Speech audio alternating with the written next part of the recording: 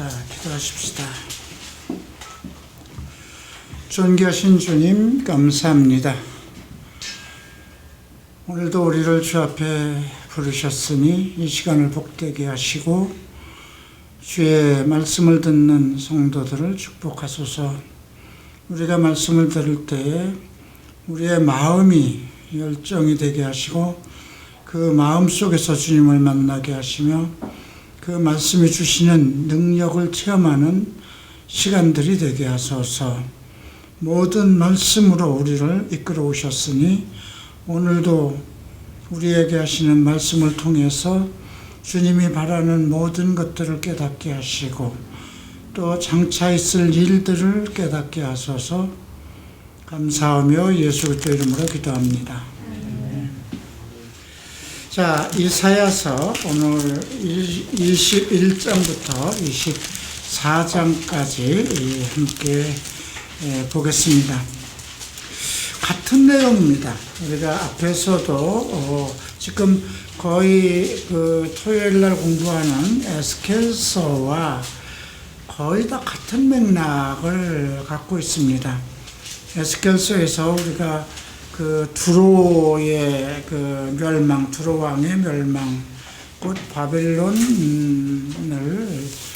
언급한 그 주변 국가, 이스라엘을 해롭게 했던 그 모든 주변 국가들이 멸망당하고, 그 다음 그 적그리스도의 체제 속에 있는 두로의 멸망에 대해서 공부했는데요. 오늘 21장, 22, 24장까지 모든 내용이 그와 같은 내용입니다. 그래서 지금 이사야 선지자는 에스겔과 동시대 사람은 아님에도 불구하고 앞서서 이렇게 장차 있을 일들을 미리 예언하는 것을 우리가 오늘 또 보게 됩니다. 자, 21장을 보겠습니다. 해변 광야에 관한 경고라. 해변 광야라고 그랬습니다. 그리고 광야인데 해변가에 있는 거죠. 이것은 그 나라의 위치를 언급한 것이고요. 적병이 광야에서 두려운 땅에서 내게 회오리바람같이 몰려왔다. 근데 지금 이 두로는 해변에 있습니다.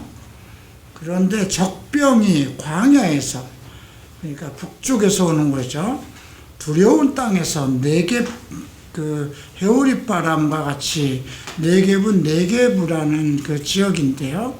이것은 결국 고레스 왕과 메대, 그러니까 바사와 메대의 그 연합군을 언급하는 것이라 생각하면 되겠습니다. 혹독한 묵시가 내게 보였도다. 혹독하다는 건 뭐 감당할 수 없다는 거죠. 속이는 자는 속이고 약탈하는 자는 약탈하도다. 엘람이여 올라가고 메대여 에워싸라. 그의 모든 탄식을 내가 그치게 하였노라 하시도다. 여기서 엘람은 결국 바벨론 국가를 일으킨, 원래 느부갓네살 왕의 아버지가 엘람 왕이기도 합니다. 그런데 이제 그러니까 이 엘람은 결국 그 메대와 바사의 원초적인 국가, 이제 나중에 이제 그 바벨론이 메대와 바사로 또 이렇게 나누게 되는데요. 그래서 여기서 보면 그 엘람이여 올라가고 메대여 에워싸라 그랬습니다. 그러니까 메대와 바사가 하나라고 했을 때 엘람은 하나의 그 바사의 종주국으로 생각하면 되겠습니다. 그러므로 나의 요통이 심하여 해산이 임박한 여인의 고통같이 같은 고통이 나를 엄습함이었으므로 내가 괴로워서 듣지 못하며 놀라서 보지 못하였도다. 해산이 임박한 여인은 성경에서 자주 언급되는 것입니다. 정말 급하고 두려운 상황을 얘기하죠. 그래서 예수님도 이 종말의 때가 이와 같은 상황이 될 것을 언급하셨죠. 그래서 나의 요통이 심하다. 정말 배가 뒤틀리고 해산이 임박한 여인의 고통이 엄습하였다고 합니다. 그러니까 위에서 언급한 혹독한 묵시, 이 메대와 바사를 통해서 이제 이 국가를 두루를 치는 이 내용에 대해서 얼마나 혹독하게 그 전쟁이 임할 것을 언급한 거죠. 먼저 마음이 어지럽고 두려움이 나를 놀라게 하며 희망의 서광이 변하여 내게 떨림이 되더라. 마음이 어지럽다고 그럽니다. 우리가 어떤 감당할 수 없는 상황이 닥치는 것을 본다면 글쎄요, 그 마음이 어떻게 마음을 정리할 수가 없죠. 안정시킬 수가 없죠. 만약에 우리가 북한에서 핵을 준비하고 전쟁을 일으킨다는 소문을 듣는다고 해보십시다. 이게 뭐 도망갈 길도 없잖아요. 그죠? 뭐 어디로 도망가겠어요? 전쟁이 일어나면 비행기가 뜨는 것도 일치 없고 모든 비행기나 모든 그 교통수단들은 다 마비가 되는 것이죠. 그런 상황에서 지금 내 마음이 어지럽고 두려움이 나를 놀라게 한다. 그러니까 극단적인 두려움, 이런 상황을 지금 언급하고 있습니다. 그들이 식탁을 베풀고 파수꾼을 세우고 먹고 마시도다. 너희 고관들아 일어나 방패의 기름을 바를지어다.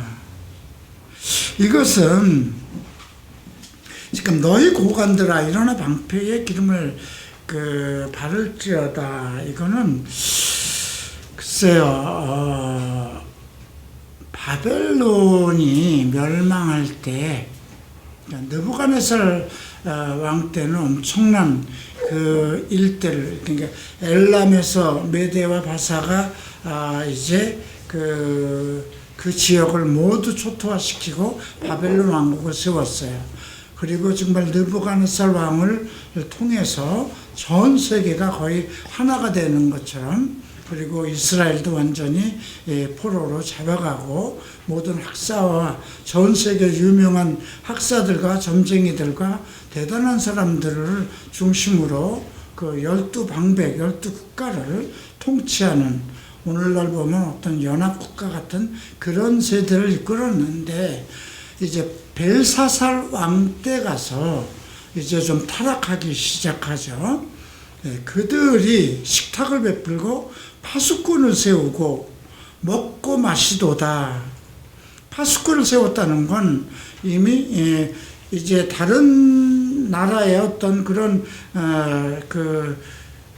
이제 방비를 나름대로 하였다는 거죠. 너희 고관들아 일어나 방패에 기름을 바를지어다. 주께서 내게 이르시되 파수꾼을 세우고 그가 보는 것을 보고하게 하되, 마병대가 쌍쌍이 오는 것과 나귀 떼와 낙타 떼를 보고던 기울여 자세히 들으라 하셨더니, 파수꾼이 사자같이 부르짖기를 주여 내가 낮에 늘 망대에 서 있고 밤이 새도록 파수하는 곳에 있었더니 보소서 마병대가 쌍쌍이 오나이다 하니, 그가 대답하여 이르러되 함락하였도다 함락하였다. 바벨론이여 그 조각한 신상들이 다 무너져 땅에 떨어졌다 했도다. 이거는 위에서 얘기한 식탁을 베풀고 고관들이 방패의 기름을 먹고 마시고 이런 얘기가 있었죠. 이건 우리가 그 다니엘서도 보면 벨사살 왕이 모든 고관과 왕들을 초청해서 정말 그 이스라엘 궁전에서 가져온 모든 금잔들을 가지고 축하를 하고 있었을 때, 그때 이제 그 큰 손이 나타나서 그 벽에다가 글을 쓴 내용, 그것은 우리가 다니엘 5장을 통해서 공부를 했는데요. 그것을 얘기한 것입니다. 그리고 이제 바로 이제 국가가 멸망하는 것, 그러니까 그 엘람과 메대를 얘기했으니까 그 당시는 아직 엘람이 바사라는 나라를 일으키진 않은 거예요. 그 바벨론 왕국을 멸망시키면서 메대와 바사로 나누어지기 때문에, 그래서 지금 바벨론이 멸망한 것. 그런데 그들의 조각한 신상들이 우리가 커다란 그 느부갓네살 왕이 금신상을 세웠던 것 알죠. 그래서 모든 그 나라 12방백들이 모두 신상 앞에 절하도록 했던 그 내용을 바벨론 다니엘서에서 공부했는데, 그 신상들이 다 부서졌다 이렇게 예언을 하고 있습니다. 그러니까 이것은 이사야 시대를 얘기하면 이사야가 히스기야 왕 때까지 살았어요. 그죠? 그러면 바벨론이 아직 시작되지 않았음에도 불구하고 그 바벨론 왕국이 엄청 정말 화려하고 정말 전 세계 가운데 그 지역의 최고의 패권을 이루던 그 국가였는데, 그 국가가 아직도 오지도 않았는데 그 국가가 멸망하는 것을 언급하고 있는 것입니다. 10절 봅니다. 내가 짓밟은 너여, 내가 타작한 너여, 내가 이스라엘의 만군의 하나님 만군의 여호와께 들은 대로 너희에게 전하노라.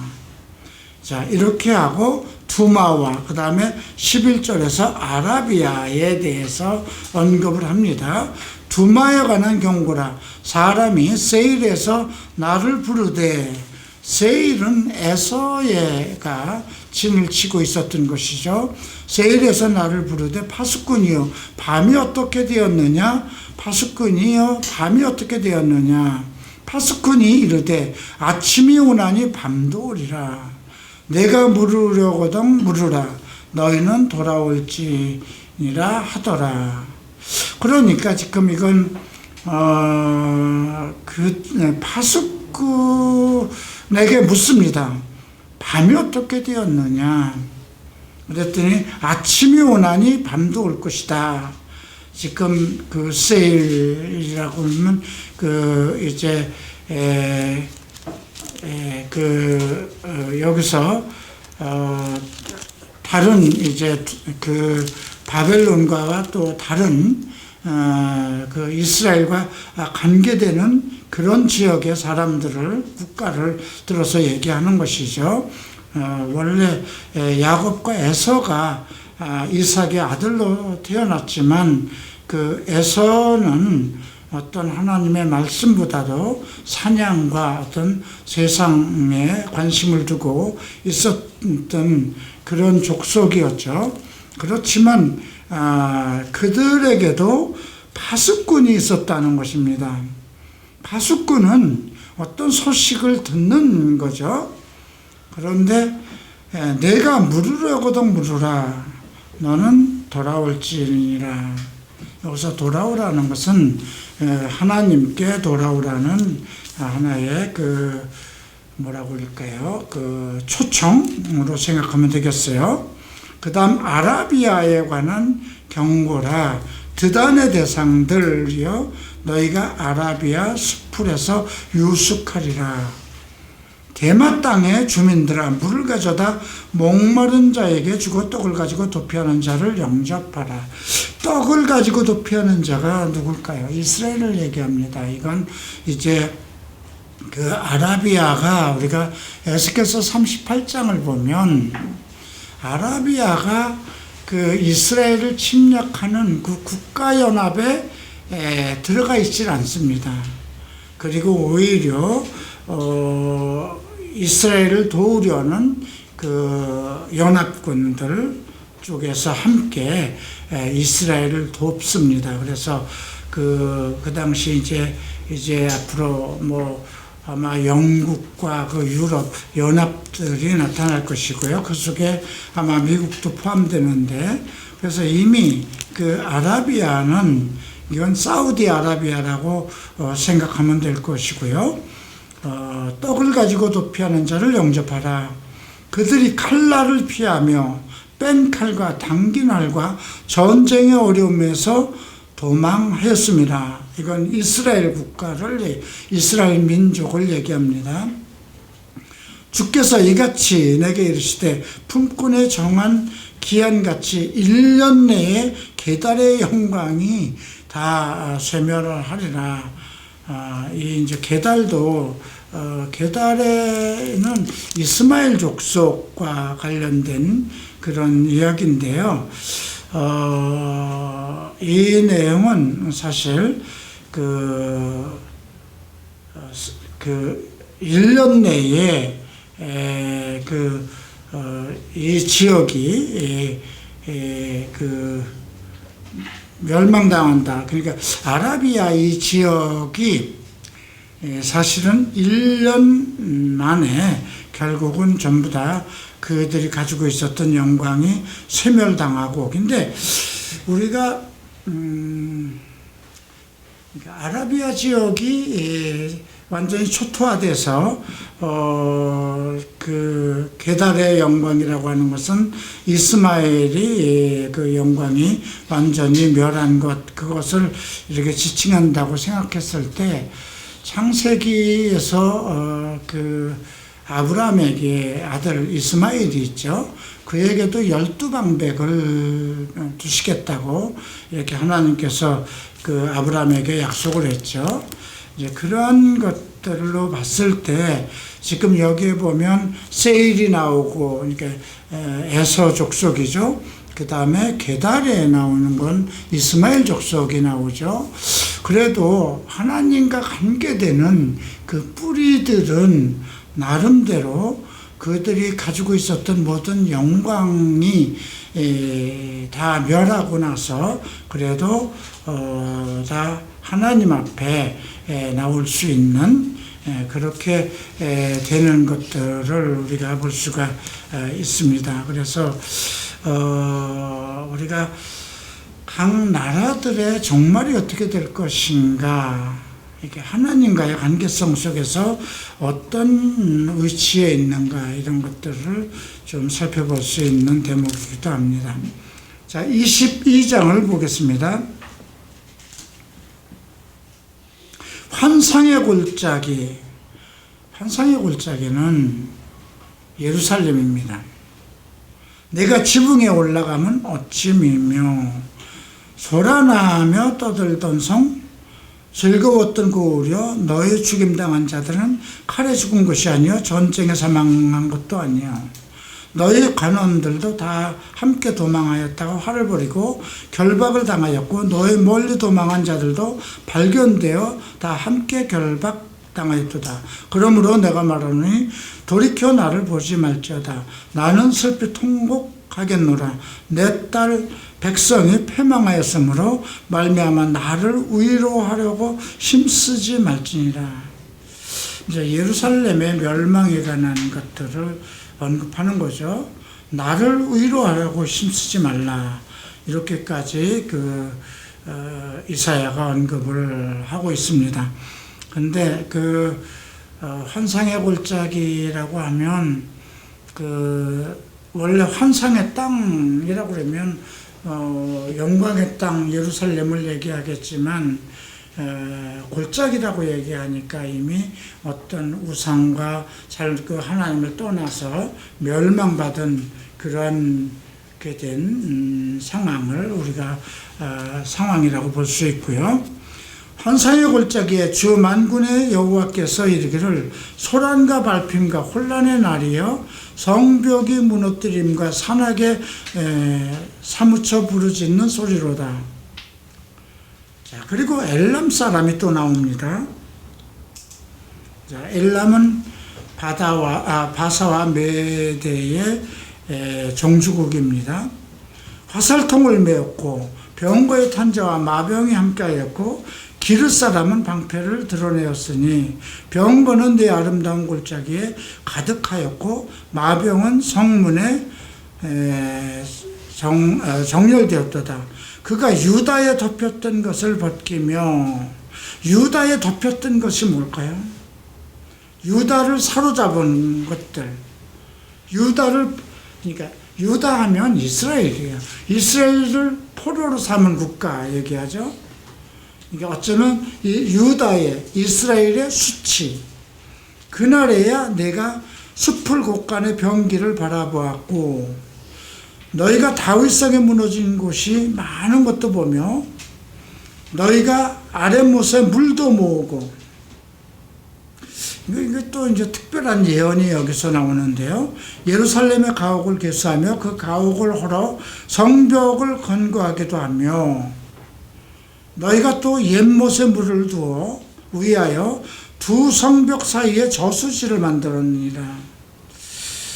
이건 실로암 샘을 얘기합니다. 그리고 기온샘에서부터 그 수로를 파가지고 정말 그 엄청난 그 길이를 수로를 파서 실로암 쪽으로 못을 만든 것을 얘기하는 거거든요. 왜냐하면 이건 히스기야 왕 때 이루어졌던 겁니다. 지금 이사야는 히스기야 왕 때까지 살았기 때문에, 그래서 이제 그 예루살렘이 포로가 되어버립니다. 그러니까 환상의 골짜기라고 얘기한 거예요. 포로가 되었기 때문에 그 포로가 되면 제일 문제가 되는 것이 이제 그 사람들이 먹을 식수죠. 그래서 그것을 위해서 이제 수로를 파서 이제 물을 만드는 거. 그러면 여기도 보면 아랫못에 물도 모으며 그랬어요. 그리고 옛못에 물을 위하여 두 성벽 사이에 저수지를 만들었느니라. 그러나 너희가 이를 행하신 이를 앙망하지 아니하였고 이 일을 옛적부터 경영하신 이를 공경하지 아니하느니라. 너희는 너희가 스스로 이 일을 하였다고 그렇게 자만하고 있었다는 거죠. 이것을 한 것은 하나님이 지혜를 주셔서 할 수 있었다는 것인데, 이들은 그 모든 것을 대처할 수 있는 그러한 것을 자기들 손과 지혜로 했다고 그렇게 생각했다는 것입니다. 그날의 주 만군의 여호와께서 명령하사 통곡하며 애곡하며 머리털을 뜯으며 굵은 배를 띠라 하셨으니, 그러니까 그러한 전쟁을 경험하고도 하나님을 바라지 않고 자만하고 교만했기 때문에 이제 하나님께서 그들을 이제 그 통곡하게 하였다는 거죠. 너희가 기뻐하며 즐거워하며 소를 죽이고 양을 잡아 고기를 먹고 포도주를 마시면서 내일 죽으리니 먹고 마시지 않은도다. 참 재밌는 말이 있습니다. 내일 죽으리니 먹고 마시자. 이 말은 뭐냐면, 우리가 죽으면 인생이 끝이니 살아있을 때 풍족히 먹고 마시자, 인생을 즐기자, 그렇게 생각한다는 거죠. 하나님을 믿는 사람들이 그 영원히 하나님을 바라고 정말 자기들이 죽어도 영원한 나라 하나님 천국에 들어간다는 소망을 갖지 않고 그냥 먹고 마시는 것, 인생이 죽으면 끝이라고 그렇게 생각하고 산다는 거죠. 만군의 여호와께서 친히 내 귀에 들려 이르시기를, 지금 이사야가 얘기하는 겁니다. 진실로 이 죄악은, 그러니까 육신의 쾌락을 위해서 살아가는 그 죄악을 얘기합니다. 너희가 죽기까지 용서하지 못하리라. 주 만군의 여호와의 말씀입니다. 만약에 크리스천들이 이 마음을 가지면 이 말씀은 그대로 여러분들에게도, 그렇게 믿는 사람들에게도, 야, 하나님이 어딨어? 그냥 종교지. 그냥 뭐 교회 나가면 여러 가지 많은 사람도 만날 수 있고 사업상 도움도 될 수 있고 뭐 서로 정보도 얻을 수 있고 좋은 거 아니야? 뭐 사람이 인생이 죽으면 이것으로 끝이지 무슨 영혼이 어딨어? 이렇게 생각하는 크리스찬들도 많습니다. 이 죄악은 너희가 죽기까지 용서하지 못하리라고 했어요. 하나님을 거부하는 것이니까요. 자기 영혼의 주인을 거부하는 거죠. 15절 봅니다. 주 만군의 여호와께서 이르시되 너는 가서 국고를 맡은 왕궁 맡은 자 셈나, 히스기야 왕 때 셈나라는 재무관이 있었어요. 그러니까 요즘에 보면 재무장관이라고 해야 될까요? 네. 내가 여기와 무슨 관계가 있느냐? 여기에 누가 있기에 여기서 너를 위하여 묘시를 팠느냐? 높은 곳에 자기를 위하여 묘시를 팠고 반석에 자기를 위하여 처소를 내었도다 했습니다. 셈나라는 사람은 원래 이방 출신인데 히스기야 왕 때 국고까지 맡았다고 합니다.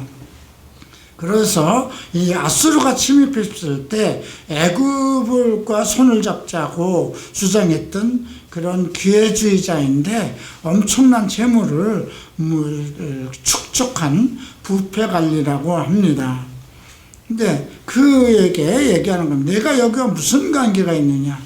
여기에 누가 있기에 너를 위하여 묘시를 팠느냐? 높은 곳에 자기를 위하여 묘시를 팠고 반석에 자기를 위하여 처소를 쪼아내었도다. 예, 반석은 그리스도죠. 교회 위에 재물을 쌓는 자도 지금 이 셈나의 위치에 있을 겁니다. 어떤 목사가 돈을 축제하기 위해서 교회를 통해서 돈을 축제했다면 이 상황이 그대로일 것 같아요. 반석에 자기를 위하여 초소를 쪼아내었도다. 이것은 지금도 그대로 성취될 것 같고요. 나 여호와가 너를 단단히 결박하고 장사같이 세게 던지며 너를 반드시 너를 모질게 감싸서 공같이 광박한 곳에 던질 것이라. 주인의 집에 수치를 끼치는 너요. 주인은 하나님이잖아요. 물론 여기서 히스기야 왕이지만 주인의 집에 수치를 끼치는 너요. 내가 그곳에서 죽겠고 내 영광의 수레도 거기에 있으리라. 내가 너를 내 관직에서 내가 쫓아내며 내 지위에서 낮추리니. 이것은 적그리스도에게도 동일한 것이고요. 또 적그리스도의 영을 가지고 재물을 섬기는 사역자들도 동일한 위치라고 생각하면 됩니다. 크리스찬들도 마찬가지입니다. 교회를 자기의 어떤 먹고 살 터전으로 삼고 그렇게 살아가는 크리스찬들. 예. 자, 그날에 내가 hil기야의 아들 내종 엘리야김이 나옵니다. 엘리야김은 히스기야 왕의 보좌관입니다. 불러 내 옷을 그에게 입히며 내 띠를 그에게 띠고 힘있게 하고 내 정권을 그의 손에 맡기리니 그가 예루살렘 주민과 유다의 집에 아비가 될 것이며 그랬습니다. 자, 이제 적그리스도를 완전히 멸하고 이제 그리스도께서 오시는 그날에 대한 예언이기도 하고요. 그래서 흥미로운 예언이 여기 22절에 나옵니다. 내가 또 다윗의 집의 열쇠를 그의 어깨에 두리니 그가 열면 닫을 자가 없겠고 닫으면 열 자가 없으리라. 이것을 예수님이 이 말씀을 갖다가 계시록 3장에서 예언했어요. 그죠? 필라델피아 교회에게. 그래서 이 말씀을 인용하셨어요. 예수님이. 그러니까 이해할 수가 있죠. 지금 위에서 나온 셈나는 무엇을 지금 상징한 것이고 또 내종 엘리야김은 누구를 상징한 것인지, 이건 교회의 통치자, 지도자. 왜냐하면 계시록 1장 마지막 절에 예수님 그 손에 있는 7뼈의 비밀이라고 그랬어요. 그것은 교회의 사자들이라고 그랬거든요. 예, 그러니까 이것은 교회 목사들이 돈을 위해서 그 영광을 쌓을 것이냐, 정말 진실이 하나님의 그리스도의 옷을 입고 하나님의 집의 통치자가 될 것이냐, 이것을 얘기하는 거죠. 그래서 다윗의 집의 열쇠를 그의 어깨에 두리니, 어깨에 둔다는 건 권세를 얘기하는 것입니다. 열면 닫을 자가 없고 닫으면 열 자가 없다. 이건 대단한 복입니다. 자, 못이 단단한 곳에 박힘과 같이 아주 견고한 것을 얘기하죠. 제가 그 사랑장을 설명할 때 온유라는 설명, 온유한 자, 인내와 온유를 설명할 때 못이 벽에 단단히 박힌 것을 온유에다 비유했다고 그랬어요. 그 온유라는 말을 이렇게 해석하기가 상당히 어려워서 그래서 정말 잘 다려진 기름 항아리, 잘 익은 포도주 항아리, 벽에 잘 박힌 못. 그러니까 온유한 자가 땅을 기업으로 받는다고 그러죠. 그러니까 이건 예수 그리스도의 인격을 말씀한 것이고요. 못이 단단한 곳에 박힌과 같이 그를 견고하게 하리니 그가 그의 아버지 집에 영광의 보좌가 될 것이요. 예수를 얘기하는 겁니다. 그의 아버지 집의 모든 영광. 근데 이제 예수님이 지금 22장 22절 말씀, 다윗의 집에 열쇠를 둔다는 그것을 필라델피아 교회에 두고 예언을 하셨거든요. 그러니까 정말 우리가 이 땅에 펼쳐질 7교회, 교회 역사 속에 펼쳐질 거죠. 근데 필라델피아 교회가 거의 마지막 부분에 있죠. 필라델피아 교회, 그 다음, 무슨 교회인가요? 라오디게아 교회가 이제 그건 더 지나친 거예요. 너무 축복을 받으니까 교만해져서, 정말 그 말씀과 동행하고 성령 안에서 살아가는 것에서 더 지나친 거죠. 안약을 사서 바르라고까지 하죠. 너는 부자다 하지만 가난한 자다 이렇게 얘기를 하죠. 그러니까 끝까지 우리가 어느 위치에 있어야 될 것인가.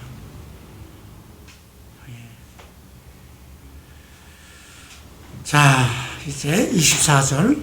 그의 아버지 집의 모든 영광이 그 위에 걸리리니 그 후손과 족속이 되는 각 작은 그릇, 곧 종지로부터 모든 항아리까지, 작은 종지로부터 항아리까지. 그릇은 사람을 뜻합니다. 하나님의 밥상에 놓인 각 그릇이 있을 거예요. 항아리도 있고 국그릇도 있고 밥그릇도 있고. 근데 종지에서부터 바울이 얘기하죠.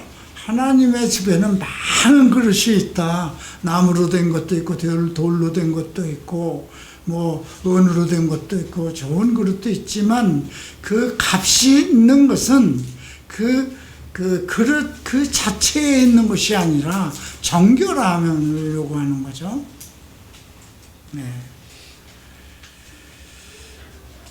모든 항아리까지 아버지 집의 모든 영광, 이건 그리스도의 날에 있을 일을 얘기하는 것입니다.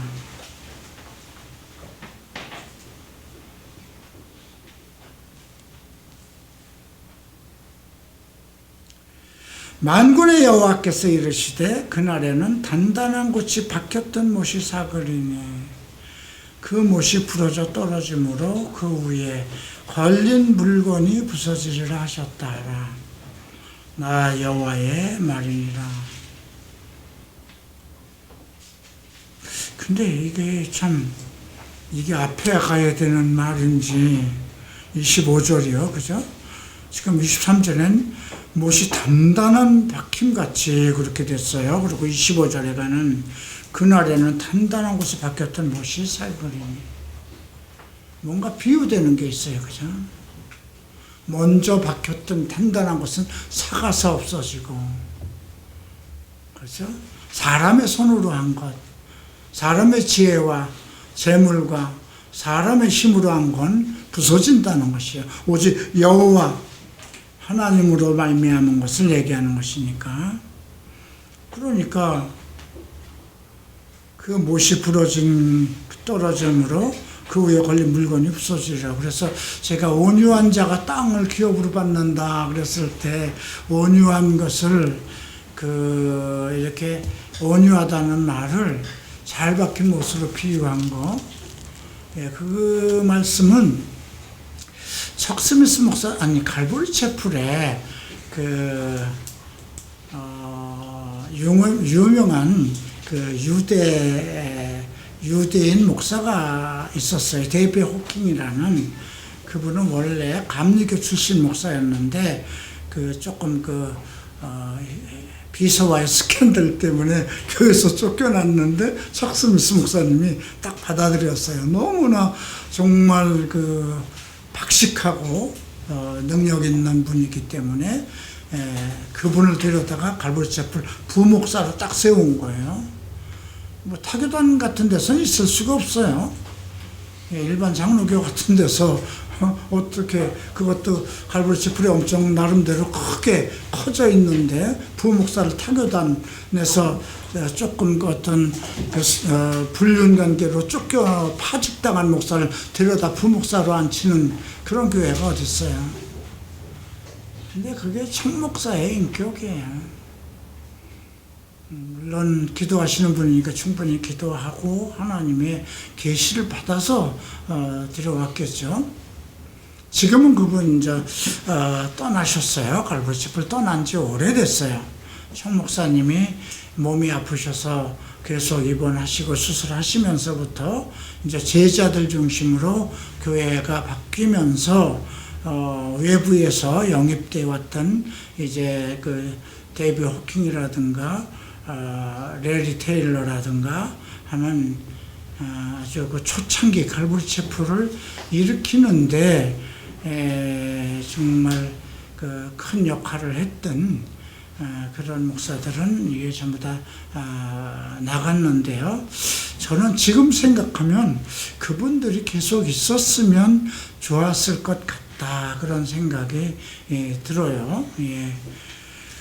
자, 어쨌든 요 지금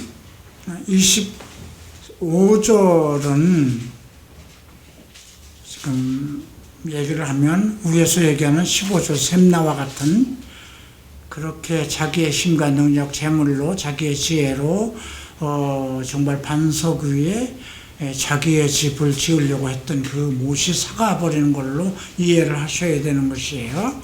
그러니까 지금도 이 말은 교회가 지금 한번 천주교 같은데 한번 좀 생각해 보면 좋겠어요. 교황이라는 그 존재를 한번 보세요. 과연 그런 모자를 꼭 써야 성령이 막 그 모자 위를 줄줄줄줄 힘과 능력을 내려주는 것도 아니고, 무슨 옛날 도인처럼 도사 같은 그런 옷을 걸치고 붉은 띠를 메고 형 저거를 흔들고, 이게 무슨 고대, 지금 이 중세 시대도 아닌데 자기는 베드로의 사도직을 물려받았다고 그러잖아요. 근데 베드로가 그렇게 하지 않았어요. 그죠? 베드로는 내가 어떻게 예수님처럼 바로 십자가에 못 박혀 죽는 것도 안 된다고 해서 거꾸로 매달려 죽었다고 하는 그런 얘기가 전달되고 있잖아요. 근데 참 그런 걸 보면 저 그리스도의 모양, 샘나의 모습을 우리가 볼 수 있죠. 우리 교회에서도 볼 수 있어요. 한국 교회에서도 정말 엄청난 제사, 이건 문선명이나 누구야 요즘 이만희, 그냥 이만희는 이만으로 그냥 끝냈으면 좋겠어. 이만호라고 그린 것 같아. 그런 사람들을 다 반석 위에다가 자기 묘실을 팠잖아요. 그들은 완전히 이단이라고 해도 제쳐놓고 기존 교회도 아직 그렇게 높은 뿌리의 정치적인 세력과 그리스도의 반석우에 자기의 정치적인 위세와 재물을 쌓는다면 똑같은 거예요. 그죠? 예. 자, 이렇게 22장 봤고요. 자, 23장 두로에 관한 경고입니다. 이거는 에스겔서 26장에서 우리가 배웠던 내용이에요. 이제 거의 같은 내용들이 언급되고 있습니다. 다시스 예배들아, 다시스는 이제 항구 도시죠. 그 당시 너희는 슬퍼 부르짖을지어다. 두로가 황무하여 집이 없고 들어갈 곳도 없으며 이 소식이 기띔 땅에서부터 그들에게 전파되었다. 바다에 왕래하는 시돈 상인들로 말미암아 부유하게 된 너희 해변 주민들아 잠잠하라. 시돈 상인들이라고 합니다. 예, 정말 그래서 해변 주민들아, 이거는 두로의 그 도시를 얘기하고요. 10월에 곡식 곧 나일의 추수를 큰 물로 수송하여 드렸으니 열국의 시장이 되었도다. 그러니까 애굽과 여러 나라와 모든 걸 무역하다 보니까 그 두로라는 나라가 엄청 그 상업도시화 되었다는 거죠. 시돈이여 너는 부끄러워할지어다. 대저 바다 곧 바다의 요새가 말하기를 나는 산고를 겪어보지 못하였으며 출산하지 못하였으며 청년들을 양육하지도 못하였으니 처녀들을 양육하지도 못하였다 하였습니다. 이 소식이 애굽에 이르면 그들이 두로의 소식으로 말미암아 고통받으리라. 이제 그 시돈과 두로는 같은 지역입니다. 그래서 같이 멸망받을 것을 얘기하는 것이고요. 7절 봅니다. 너희는 다시스로 건너가라고 합니다. 해변 주민아 너희는 슬피 오르지. 다시스로는 일단 그 복음이 접한 곳이라고 생각하면 됩니다. 예. 자, 이것이 옛날에 건설된 너희의 희락의 성, 그 백성이 자기 발로 먼 지방까지 가서 머물던 성읍이냐. 면류관을 씌우던 자요 그랬어요.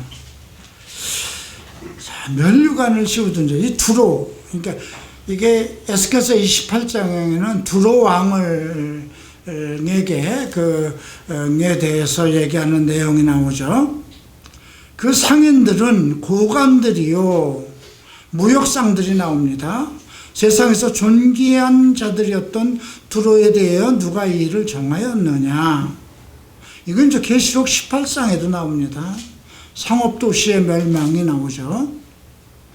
그러니까 가장 세계와 무역을 활발하게 해서 엄청난 국가가 된 대단한 국가, 전 세계를 패권을 쥔 그런 국가가 아닌가 그렇게 생각됩니다.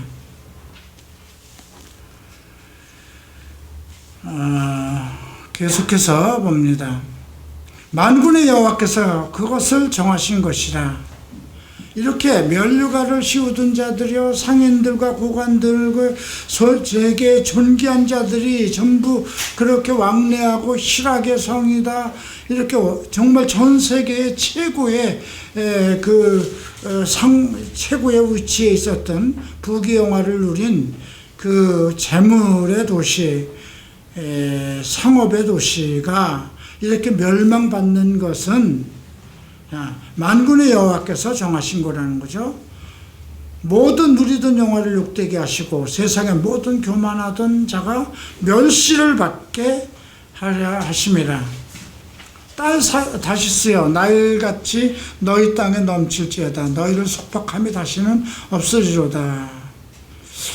딸 다시스는 아마 영국과 이쪽 스페인 이쪽 지역을 얘기하는 것이 아닌가. 나일같이 너희 땅을 넘칠지어다 그랬습니다. 그들의 또 어떤 다른 축복을 언급하는 것 같죠. 여호와께서 바다 위에 그의 손을 펴사 열방을 흔드시고 여호와께서 가나안에 대하여 명령을 내려 그 견고한 성을 무너뜨리게 하시고 이르시되 학대받는 처녀딸 시도나 내게 다시는 실학이 없으니 일어나 시띠무로 건너가라. 거기서도 너희가 평안을 얻지 못할 것이다. 갈대아 사람들의 땅을 보라. 그 백성이 없어졌나니 아수르 사람들이 그곳을 들짐승이 사는 곳이 되게 하였으며 그들의 망대를 세우고 궁전을 헐어 황무하게 하였느니라. 다시스의 배들아 너희들은 슬퍼 부르짖으라. 너희의 견고한 성. 그러니까 다시스는 이 시돈과 두로와 무역을 하던 곳이죠. 근데 그 두로가 망하니까 그 다시스의 배들 상고들은 슬퍼하겠죠. 15절 봅니다. 그날부터 두로가 한 왕의 연한같이 70년 동안 잊어버린 바 되었다가 70년이 찬 후에 두로는 기생의 노래같이 될 것이다. 한 왕의 연한이라고 그랬어요.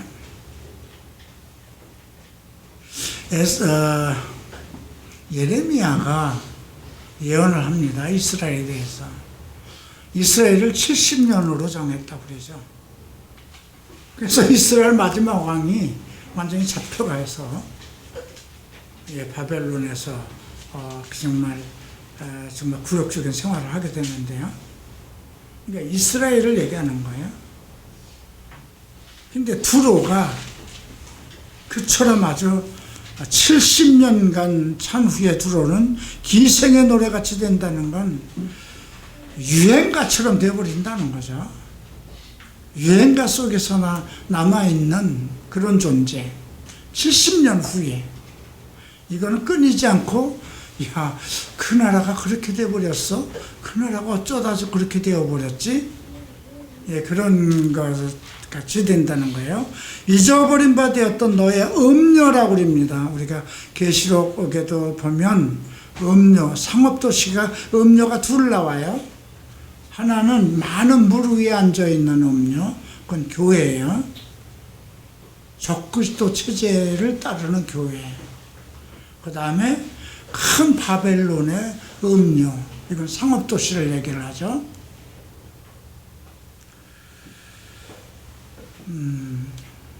수금을 가지고 성읍에 두루다니며 기묘한 곡조로 많은 노래를 불러서 너를 다시 기억하게 하라 하였느니라. 70년이 찬 후에 여호와께서 두로를 돌아보시리니 그가 다시 값을 받고 지면에 있는 열방과 음란을 행할 것이며. 근데 이게 보세요. 70년이 찬 후에 여호와께서 두로를 돌아보시려니 그가 다시 값을 받고 지방에 있는 열방과 음란을 행할 것이며. 자, 이걸 70년이라는 날을 어떻게 생각해 볼까요? 이스라엘 그러니까 두로 왕이 우리가 에스겔서 28장에서는 적그리스도라고 나와요, 그죠? 근데 계시록에서 적그리스도가 나와요. 이스라엘이 70년 동안 완전히 멸망한 것 같이 되었는데 이스라엘이 다시 부활해요, 그죠? 이제 두로, 과거에 전 세계를 사로잡고 전 세계 모든 왕들의 영혼을 사로잡고 있던 두로 왕, 사탄의 왕이에요. 70년 동안 망해서 기생의 노래처럼. 그런데 다시 돌보신다고 그랬어요. 다시 값을 받고 지면에 있는 열방과 음란을 행할 것이며. 이제 적그리스도의 날에 다시 예수 그리스도께서 오실 그때에, 그래서 우리가 70년을 같이 하나는 이스라엘의 국가를 놓고 볼 것이요, 하나는 사탄의 그 시대를 놓고 이렇게 볼 것이 있기 때문에 그 예수 그리스도께서 오실 때에 이 적그리스도가 다시 한번 크게 역사할 것을 우리가 이제 미리 예측할 수 있고요. 그 무역한 것과 이익을 거룩히 여호와께 돌리고 간직하거나 쌓아두지 아니하리니, 그 속성을, 사탄의 속성을 버리지 못한다는 거예요. 그 무역한 것이 여호와 앞에 사는 자가 배불리 먹을 양식, 잘 입은 옷감이 되리라. 이제 결국은 이제 우리가 하나님의 원칙은 이래요. 가나안 땅도, 가나안 부족들이 그렇게 쌓아놓은 것도 이스라엘 백성에게 족과 꿀이 흐르는 그 땅에 들어가서 너희가 짓지 않은 집과 농사 짓지 않는 것을 주신다고 그랬거든요. 족과 꿀이 흐르는 땅을. 또 이제 그리스도의 날에도 마찬가지예요. 그 엄청난 많은 적그리스도들이 꾸며놨던 그 모든 것, 그것이 그들이 누리고 살 그런 것이로 쌓여있지 못한다는 것이죠. 그리고 이제 그들이 지배하고 하던 그 모든 나라들이 다시 그리스도의 나라로 이어질 것, 그것에 대한 그 예언 같습니다. 이 17절, 18절은 그렇게 염두에 두고 있을 것이 좋을 것 같습니다. 그래서 너를 다시 기억하게 하라는 건 적그리스도의 날에 대해서 잊어버린 것처럼 생각하지 말라는 거예요. 이 과거 시대에 묻어서 없어진 것지만 이스라엘이 70년 동안 없어진 것, 저때 다시 부활됐듯이 적그리스도도 완전히 기생의 노래처럼 되었지만 그것이 기생의 노래처럼 흘러내려온다는 건 뭐예요? 그들의 영혼이 계속 이어져 내려온다는 거예요. 자, 24장 봅니다. 사실 24장부터 27장까지는 그날에 대한 경고인데요. 오늘 24장만 이제 왜냐하면 두로와 관계되는 내용이기 때문에 띄어서 하겠습니다. 자, 보라, 여호와께서 땅을 공허하게 하시며 황폐하게 하시며 지면을 뒤엎으시고 주민을 흩으시리니 백성과 제사장이 같을 것이며 종과 상전이 같을 것이며, 이거는 이제 인권 문제라고 그래야 될까요? 우리나라도 양반과 상놈으로 나누었던 반상 제도가 있었잖아요. 근데 이제 세월이 바뀌면서부터 이런 제도가 없어지는 거죠. 백성과 제사장이 같다는 거죠. 그래서 만인 제사장 시대를 언급하고, 여종과 주인이 같을 것이며 사는 자와 파는 자가 같을 것이며 빌려주는 자와 빌리는 자가 같을 것이며 이자 받는 자와 이자 내는 자가 같을 것이라. 이것은 멸망의 날이 되면 부자가라고 해서 더 오래 살 수 있나요? 그죠? 금을, 자기 집에 금덩어리가 있다고 그래서 전쟁이 나고 지진이 일어나고 하는데, 그 사람이라고 해서 더 오래 살고 도망갈 수 있는 게 아니잖아요. 그죠? 대통령이라고 해서 다른 거예요. 이제 그 얘기를 하는 것입니다. 땅이 온전히 공허하게 되고, 온전히 황무하게 되리니 여호와께서 이같이 말씀하시리라. 땅이 슬퍼하고 쇠잔하며, 이제 계시록 21장에 언급되는 그런 것, 이렇게 비슷한 내용이 나오죠. 세계가 쇠약하고 쇠잔하며 세상 백성 중에 높은 자가 쇠약하며 땅이 또한 그 주민 아래서 더럽게 되었으니 이는 그들이 율법을 범하며 율법을 어기며 영원한 언약을 깨뜨렸다. 땅이 그 주민 아래서 더럽게 되었다는 거니까 모든 이 땅이 사람들로 인해서 더러워졌다는 거죠. 그러므로 저주가 땅을 삼켰고 그 중에 사는 자들이 정죄함을 당하여 땅의 주민이 불타서 남은 자가 적도다. 새 포도즙이 슬퍼하고 포도나무가 쇠잔하며 마음이 즐겁던 자가 탄식하며 소고치는 기쁨이 그치고 즐거워하는 자의 소리가 끊어지고 수금 타는 기쁨이 그쳤으며. 계시록 한번 18장인가요? 한번 보십시다.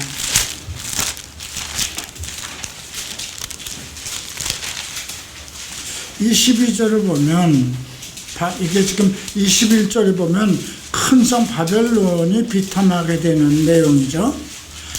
검은 것 타는 자와 풍류하는 자와 퉁수 부는 자와 나팔 부는 자의 소리가 결코 다시 내 안에서 들리지 아니하며 어떤 세공업자든지 결코 다시 내 안에서 보이지 아니하며 또 맷돌 소리가 결코 다시 내 안에서 들리지 아니하며 등불 및 결코 다시 내 안에서 비치지 아니하고 신랑과 신부의 음성이 결코 다시 내 안에서 들리지 아니하니라. 너의 상인들은 땅의 왕족들이라. 내 복술로 말미암아 만국이 미혹되었도다. 지금 그 내용이 지금 이사야서 24장에서 언급됩니다. 포도주가 없어진다고 그랬어요. 그래서 땅에 기쁨이 소멸되었다. 거리에 부르짖으며 즐거움이. 그러니까 포도주는 그 어떤 기쁨을 나누는 거죠. 축제잖아요. 땅에서 기쁨이 소멸되었도다. 만약에 이 코로나가 멈추지 않고 백신도 나오지 않고 그냥 하루에 수백 명씩, 지금 미국 같은 데처럼 몇만 명씩 하루에 이렇게 생긴다고 하십시다. 우리나라에도 300명, 500명 막 나간다고 하십시다. 그럼 이거 다 멈추죠. 그죠? 술집 다 문 닫아야 되고, 파티 그거 다 없어지는 거예요. 그죠? 성읍이 황무하고 성읍이 파괴되었도다. 세계 민족 중에 이러한 일이 있으리니. 이거 보세요. 세계 민족 중에 마지막 때의 모습이에요. 피할 수 없다는 거예요. 하늘에서 우박 같은 정말 집더미만한 우박이 떨어진다고 해보세요. 어디를 피하겠어요? 그게 여기만 어디 일본만 떨어지는 게 아니고 전 세계적으로 떨어지고, 지진이 일본만 나타나는 게 전 세계적으로 나타나고, 그래서 땅의 3분의 1이 버리고 땅의 3분의 1의 사람이 죽어가는 것 한번 생각해 보세요.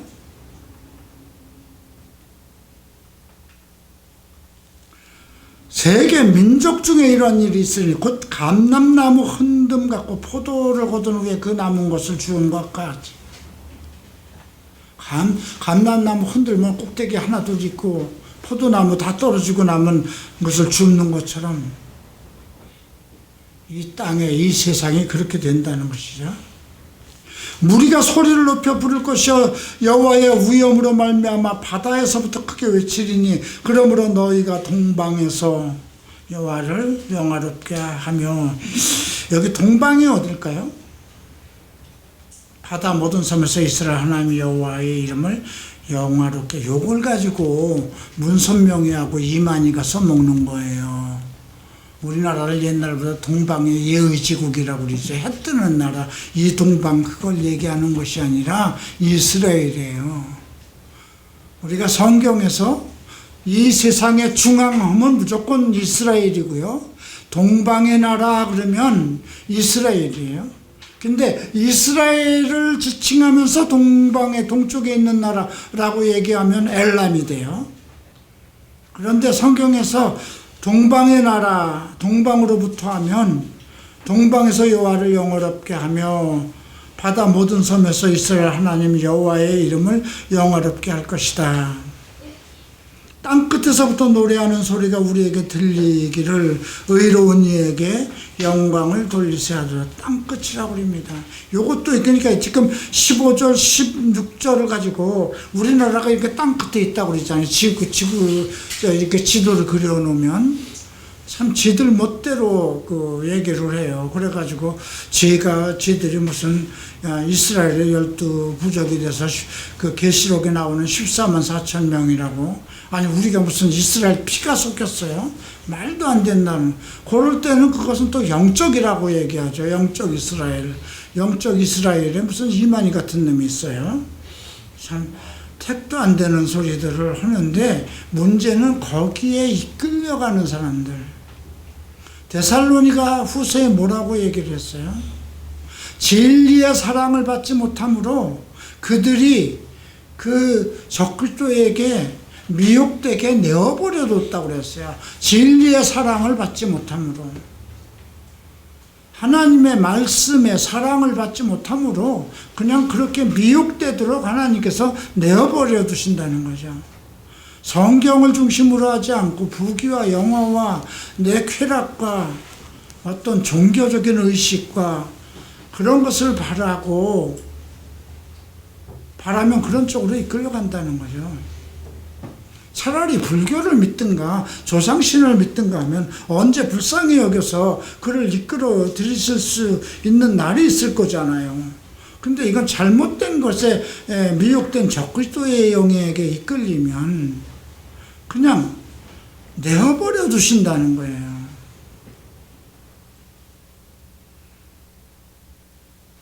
그래서 보면 땅끝에서부터 노래하는 소리가 우리에게 들리기를 의로운 이에게 영광을 돌리세도다. 그러나 나는 이르기를 나는 쇠자나였고 나는 쇠자나였으니 내게 화가 있도다. 배신자들은 배신하고 배신자들은 크게 배신하였도다. 배신자들이 나오죠. 자, 땅의 줌이나 두려움과 함정과 올무가 내게 이르렀나니. 두려움과 함정과 올무가 내게 이르렀다고 했습니다. 두려운 소리로 말미암아 도망가는 자는 함정에 빠지겠고 함정 속에 올라오는 자는 올무에 걸리리니 이는 위에 있는 문이 열리고 땅의 기초가 진동하는. 땅의 기초가 진동한다고 그러죠. 땅이 깨지고 깨지며 땅이 갈라지며 땅이 흔들리며 땅이 취한 자같이 비틀비틀하며 원두막같이 흔들리며 그의 죄악이 중함으로 떨어져서 다시는 일어나지 못하리. 이거 종말의 때를 얘기합니다. 그래서 하늘의 땅이 다시 나오는 거잖아요. 우리가 계시록에 보면 이 땅에 정말 이 땅이 흔들리고 비틀비틀하는 이런 상황이, 근데 앞에서 먼저 얘기한 것이 지금 배신자들을 언급하고 있죠. 21절 봅니다. 그날에 여호와께서 높은 데서 높은 군대를 벌하시며, 높은 데서 높은 자가, 이렇게 생각하면 돼요. 계시록 19장에 보면 백마를 탄 자가 나타나죠. 네. 높은 군대를 벌하시며, 높은 군대는 적그리스도입니다. 땅에서 땅의 왕들을 벌하시리니 그들이 죄수가 깊은 옥에 모임같이, 깊은 옥은 무적갱입니다. 계시록 20장에 나오는 게헨나를 얘기합니다. 모이게 되고 옥에 갇혔다가 여러 날 후에 형벌을 받을 것이다. 참 재밌잖아요. 옥에 갇혔다가. 계시록에서 나오지 않아요? 그죠? 그 영혼을 전부 다 불러내서 심판하신다고 그랬잖아요. 계시록 21장에서. 그죠? 바다에서 죽은 자들과 모든 죽은 자들의 영혼을 불러내서 책 2개를 펼쳐놓고 생명책에 농명되지 않은 자들은 다 무적갱으로 넣는다고 그랬어요. 참 이게 아직도 이루어지지 않은 걸 이사야가, 예수님 오시기 700년 전에 있었던 이사야를 통해서 이런 예언이 있습니다. 그때 달이 수치를 당하고, 그죠? 해가 부끄러워하리라. 해와 달이 전부 다 없어지는 거잖아요. 이는 만군의 여호와께서 시온의 산과 예루살렘에서 왕 되시고 그 장로들 앞에서 영광을 나타내세요. 예수 그리스도의 재림, 이렇게 세상을 심판하신 후에 예수 그리스도께서 오신다는 것을 언급되어 있죠. 자, 여기서 우리가 하나를 살펴볼 곳은 데살로니가서 부서랍니다.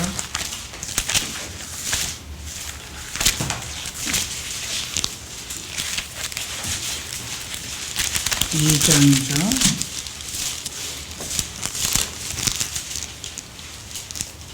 8절 봅니다. 7절. 불법의 비밀이 이미 활동되었으나 지금은 그것을 막는 자가 있어. 아직은 막는 분이 계세요. 성령입니다. 교회입니다. 있는 것을 아나니 불법의 비밀이 이미 활동하였으나 지금은 그것을 막는 자가 있어. 그 중에서 옮겨질 때가, 성령이 옮겨질 때, 그리스도의 교회가 하늘로 옮겨질 때까지예요. 그때 불법한 자 적그리스도가 나타나리니 주 예수께서 그 입의 기운으로 그를 죽이시고, 그 입의 기운이라는 건 진리의 말씀이죠. 그를 죽이시고 강림하여 나타나심으로 패하시리라. 이 땅에 강림하실 것. 자, 그런데 악한 자의 나타남은 이렇게 결말이 8절같이 이루어질 거지만, 악한 자의 나타남은 사탄의 활동을 따라 모든 능력과 거짓 표적과 거짓 기적과 불의의 모든 속임으로 멸망하는 자들에게 있으리니 이는 그들이 진리의 사랑을 받지 아니하여 구원함을 받지 못함이라.